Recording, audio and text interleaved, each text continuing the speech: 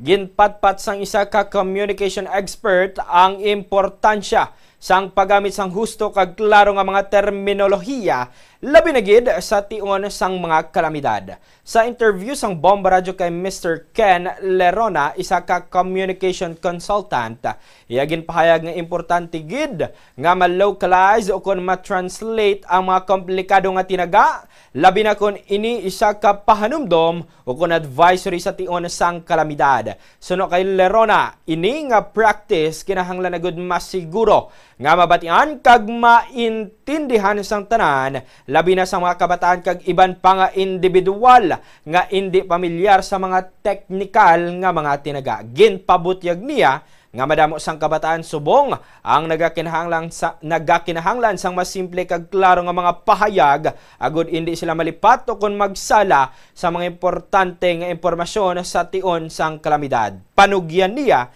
nga dapat gid mangin epektibo ang kada impormasyon nga ginapagwa sa publiko bangod madamo ang nagasalig diri. Importante gid sa nambag og ina nga ang mga technical sini nga mga terminolohiya no maintindihan sa ato nga mga tao. Paano natin maobra sini? Dapat gina-localize naton, ma-translate naton into mga terms nga ti mahambalbi kita ma-direction bino masami mabatian sa pag-asa na aminhan, nakatundan, no, nasidlangan, but for the ordinary people, kapin pa sa mga kabataan, hindi na nila maintindihan.